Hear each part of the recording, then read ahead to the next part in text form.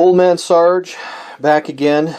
I recently purchased this game, Stalingrad42, June through December of 1942, Southern Russia, by GMT Games, Mark Simonovich, Germany versus Russia, and it's pretty much the German offensive of Case Blau, or Case, what is it? Case Blue, I think. Anyway, I've never done an unboxing video, so I figured I'd do this one. Other people have, this was done in 2019, so it's not brand new. About 3 years old. Other people have videos on the playing of the game, which I will put one out as well. And some of them, I think, Dad versus Son. I watched his videos on the entire campaign. It was really good, I thought. He split it up into each turn. He did a video, and he actually went through every single roll and everything, which was awesome. I don't think I'm going to do that. So if you are looking for like every single turn, Dad versus Son has one, and then there's a couple other people I think out there that have already done this. So this is not new. But what I do games for, and what I do the my battle reports for, is just so I have a record in my own channel, which I can go back and watch it, or my friends can, or other people can. So it's just kind of like a recording of, because I love games, so it's a recording of the history of me playing games. And my goal is eventually, every one of my games will have one recording of. That's my goal. I've done Case White, which was the invasion of Poland, which was put out by GDW Games a long time ago, like back in the 80s. And I will do more of those. So I intend to do more of those. But I'm trying to get a hold of Narvik so that I can kind of do them in order. Because I already have the invasion of Finland. And I have the Battle of Greece, and I have Western Desert, and I have, of course, Fire in the East and Scorched Earth. So this isn't the same kind of theme, but those turns are done every 2 weeks. This turn, when I looked at the back here, it says right here, each turn's 4 to 7 days. So this is like half the time or a third of the time. And so I think it's going to be a little more interesting to me because there's a lot more detail.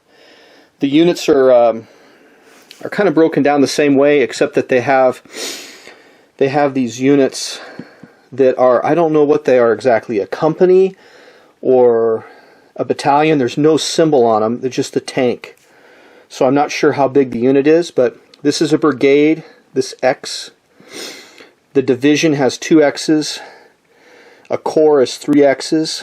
So the Russians have divisions and corps and some brigades, and the Germans are having divisions and brigades, it appears. And the Romanians, Hungarians, Italians. There's some supply involved in the game, which I'll read the rules before I actually put it out, but I just wanted to do kind of an unboxing of it. So here's the back of the game. It says that it's a medium complexity, and if you want to do solitaire, which I'll be doing, it's a little bit lower, I guess a little easier. 14 plus, each hex is 10 miles. Divisions, brigades, regiments. There's no regiments on the back symbols, but we'll run into them. 2 to 4 players. All 3 maps from the campaign from June till December. That's 36 turns. Now, just so you understand, in the actual conflict, Germany got to Stalingrad, but they actually held Stalingrad, I think, until February, and the Russians surrounded them, and basically Paulus was the general or the field marshal at the time, because he got promoted, that surrendered. And the defender of Stalingrad was Chuikov, one of the famous generals of World War II. So this is up to that point. So it's basically how good the Germans can do, and then it's the pushback on the winter offensive. But the winter offensive went beyond December. But this doesn't cover the full attack and the fallback. And so Germany's trying to do better than how Germany did in this period of time, and the Russians are trying to do make it so it's better for them. So I'm going to go ahead and break this open. I'll get this off first before I show you the pieces. So I've seen videos of this, but I haven't actually looked at this yet. So there's a campaign map, all 3 maps. So if you're going to do, there's 3 maps involved. If you're doing just Case Blue, which is June, July, it's 8 turns. That's 1 map. Operation Uranus, November to December, that's 9 turns. And the Battle of the Caucasus is 1 map, August through November, 18 turns. But I'll probably end up doing the entire thing and filming it. So, and when I film it, I'll be different than some of the other guys and gals who have filmed this one. I will film just showing you what happened at the end of each turn. I'll probably do it like at the end of the German turn, at the end of the Russian turn, so on and so forth. Because that's the way that I kind of like doing my films, more than showing you every die roll and everything. Again, if you want to see that, if you want to see an explanation for it, Dad vs. Son is probably the best channel I've seen so far in watching the details of that. I'm sure there's others out there. That's just the one I ran across.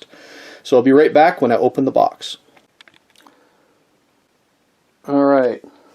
Well, I decided to, if I can get into the Stalingrad without, I'll be upside down Stalingrad. How's that? There's your Stalingrad. And it looks better than what I had before. This is a pretty impressive map. Very impressive map. So over here, I'm upside down again, sorry about that, but there's Kharkov. And that city was fought over 3 times, I believe, in World War II. The initial time the Germans came through in 41, I believe.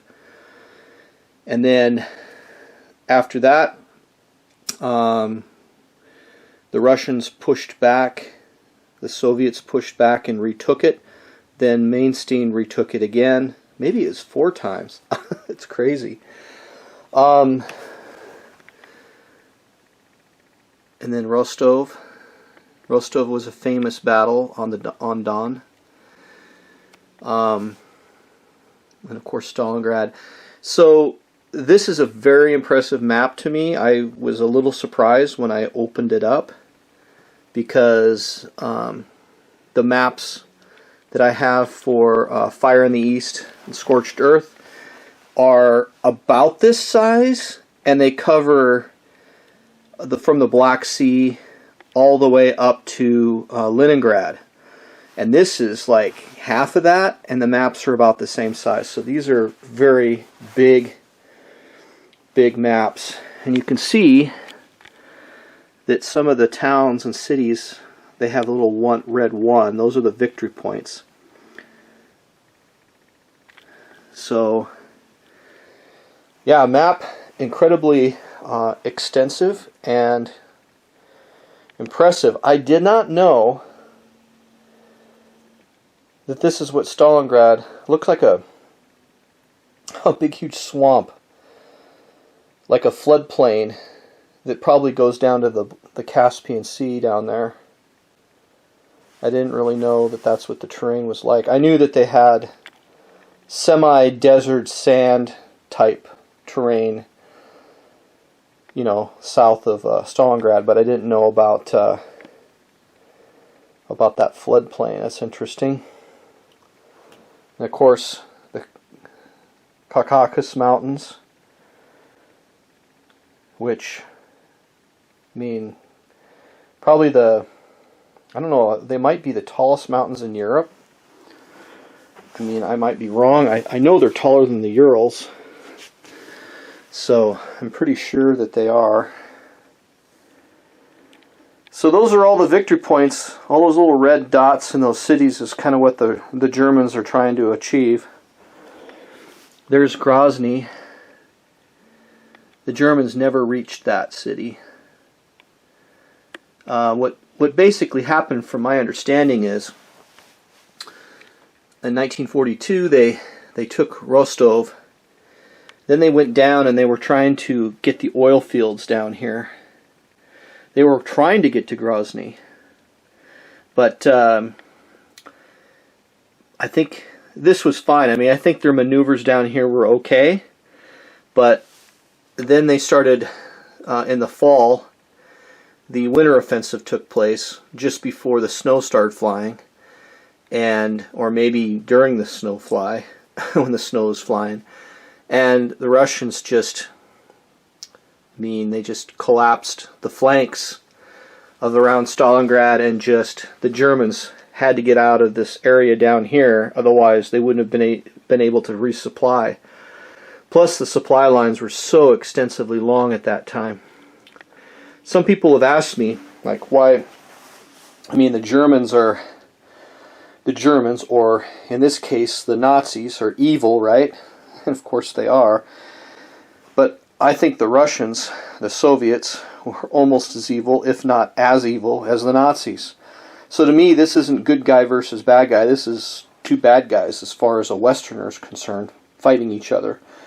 But when wargamers play, they don't really get all wrapped up too much into that. They're more interested in the tactics, the strategies, the equipment used, logistics, like all these type of things that you have to worry about. And most wargamers are more about the actual conflict, and they don't make political decisions or ethical or whatever decisions on who's the good and who's bad. So we all kind of respect the war machines that were built up by each side, and they both fought war very differently than the other. So the other thing they have in this game is, let's see, they've got the turn track, which goes from turn 1 to turn 36. It doesn't say anything, but it tells you like numbers on here. I'm assuming those are replacement points that you can obtain. Yeah, that's what it says. Tank replacement, cavalry replacement. There's weather. So movement phase, combat phase, recovery phase, supply phase, so that your sequence of play is right on the map. Victory determination, Soviet only. And then there's access markers, so you have a train, replenishment, supply, off prep, ready, defensive tokens, I'm sure, and your aircraft or your flights. German remnants on the map. Then this must be like, these guys are free as soon as you take this city, maybe, I don't know. North Caucasus volunteer units, 1 per turn after Krasnodar and Voloshysk are captured. Well, there's Krasnodar, and here's your other city right here. So once those two fall, then that opens up these forces to come on, these volunteer. The other one says 1 unit per turn starting the turn the Axis moves on or south of hex row 40.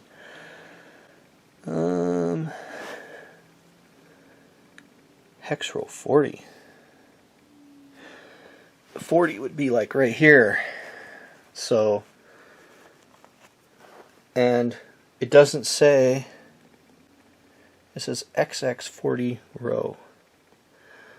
So does that mean that if they move over here, that frees them up in the Trans-Caucasus units? Maybe, I don't know. Weather, summer, which is most of the game, or first 16 turns, and then early fall. Rapusa, which is like their mud and stuff, and then the winter. Victory points track. If you get to 30 victory points for the Axis, it's automatic victory. So I will be trying to do that for the Germans, and then I'll be trying to stop that for the Soviets. And then this is the Soviet side, eliminated Soviet units. You got a box to keep that in. Disruption, supply markers.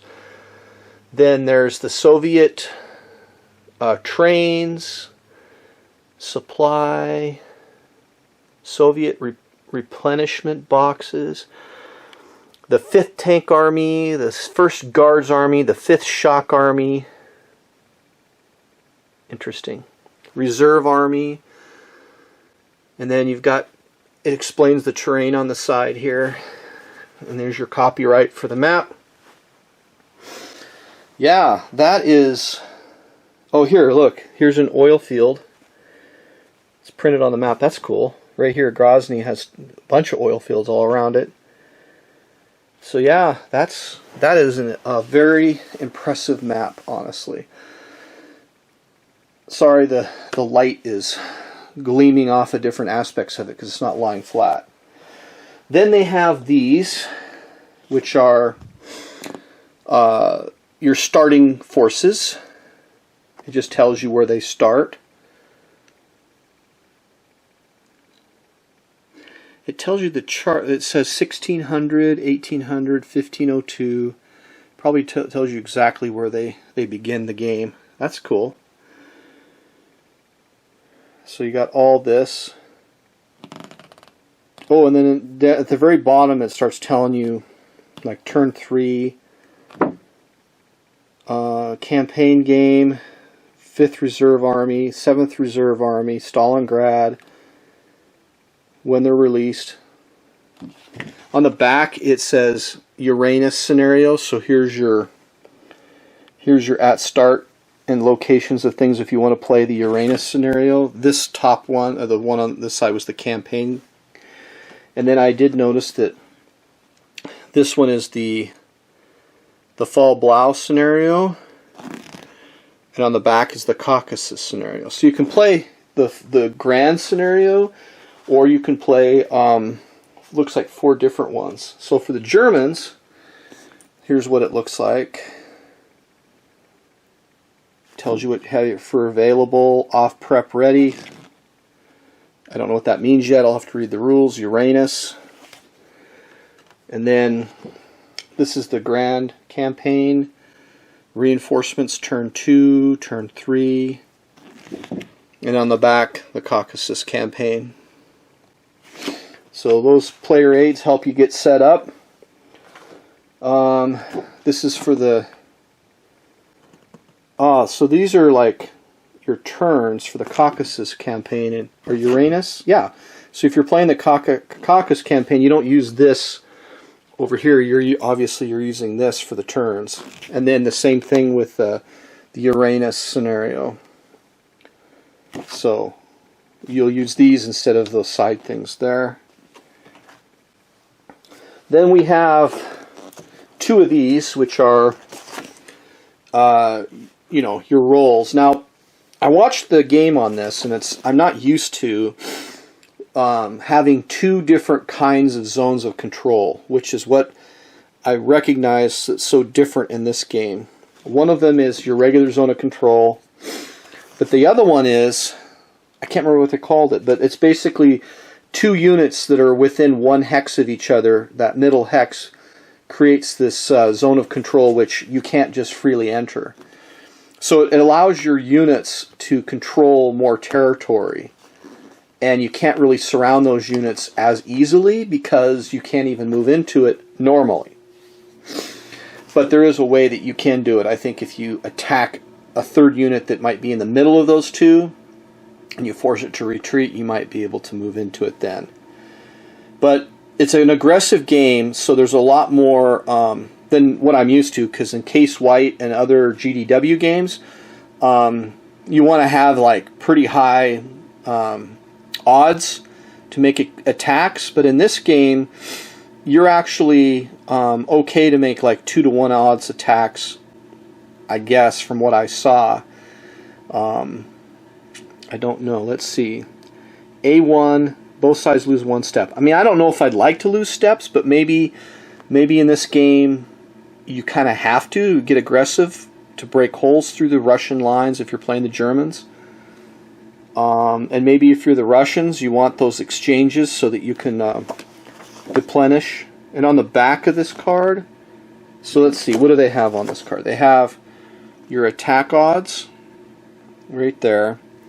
Then advances after combat, isolation, determined defense, disengagement. So there's a lot of different things on here. And there's 2 of them, so each one of you have one. On the back, you've got different terrain and terrain effects, which I'm used to seeing a lot of this in other games that I've played. They give you this extra thing. I don't know, I guess these 2 pieces were missed, maybe. Hungarians. Errata counters, I guess is what it says. And then there's 3 counter sheets. So there's 3 of them. One of them is the Russians. And I've been trying to look at these tanks to try to figure out what they are. And these are T-34s, I'm pretty sure. This one, however, is not a T-34. This guy right here, it's a faster tank, it's a light tank, but I don't know the designation of it. This is an M3.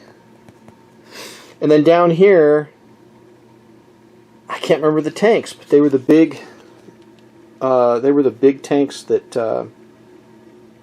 and they're in the guards units, and those things were hard to take out at the beginning of the war for the Germans.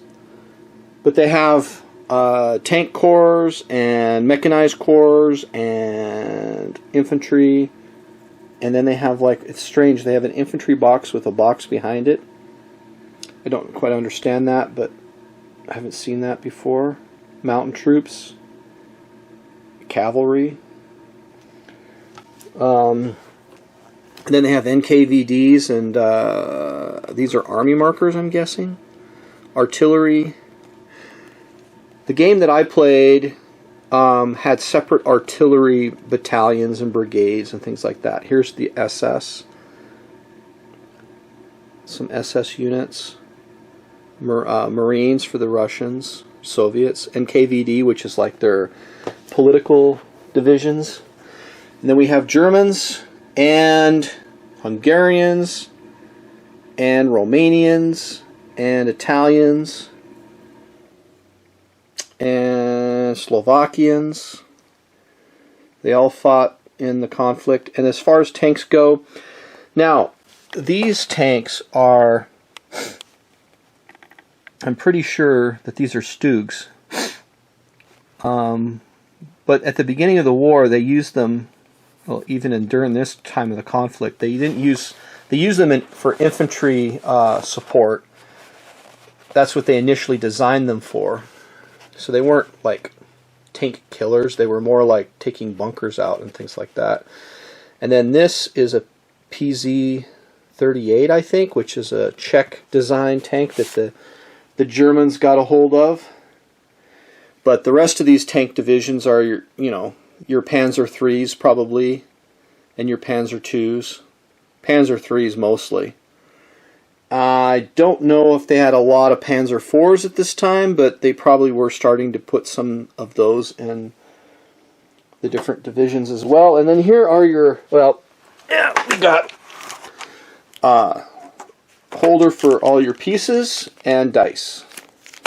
The pieces are less than what I've seen for Fire in the East and Scorched Earth, but that's not a bad thing. There's a ton of pieces in those 2 games.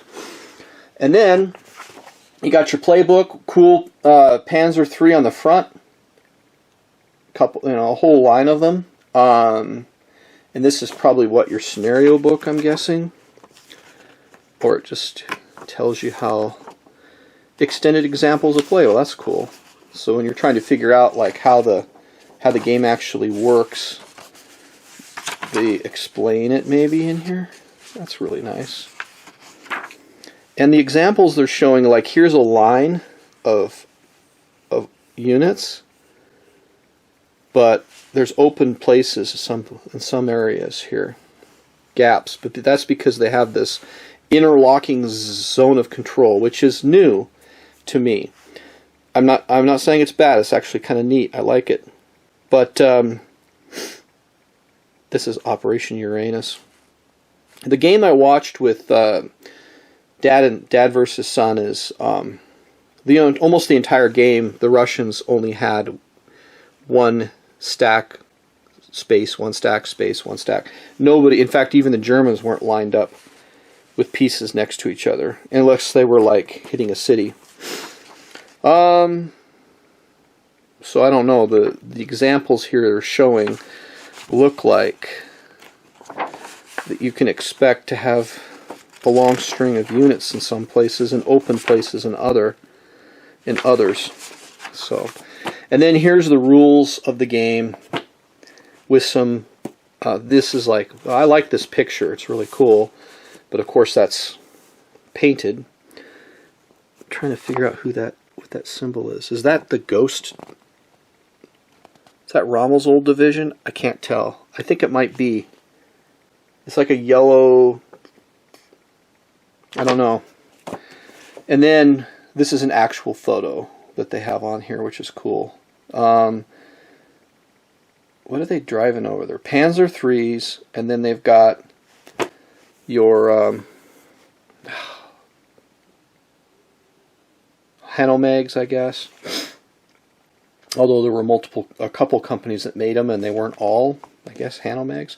But anyway, what I'm going to do is I'm going to read the rules. Even though I've watched some videos, I'm still going to look over the rules and read them and try to understand it. And then I'm going to come up with a plan for the Germans and come up with a plan for the Russians. And I'm going to actually film a game for everyone. I don't know how good it's going to look, but... And I might have to put a board under this. I've got it on my floor because downstairs where I normally have this stuff, I have 2 cats, and this game won't last long. They will literally knock everything around, so this is the best place for me to put it. Anyway, there's a last look at the game. If I can get a good view of Stalingrad, because that's kind of like, that's the goal for the Germans. Can they get to Stalingrad? Can they hold it? Can they hold it without getting surrounded? They want Rostov as well. On Don. They want Krasnodar. They never did. I don't think they ever reached Saratov. I gotta vacuum those flies up. Okay. Anyway, I hope you've enjoyed this unboxing. I'm sure other people have them as well, and they're maybe better. But this is an impressive map. I just can't believe how good it looks. They did a really good job with this map. Although I haven't bought one of these games in a very long time. I just have my old collection from the old GDW games. But this is as big as they have, and it covers more territory. Much more detail, but you would expect that since every turn's 4 to 7 days instead of 2 weeks, which I think is what that is. So that game is 2 weeks for every turn. This game is 1 week approximately, or less, for every turn. Alright, well, I'm going to go ahead and read the rules, and the next time I upload a video, hopefully you'll be watching the actual game in play.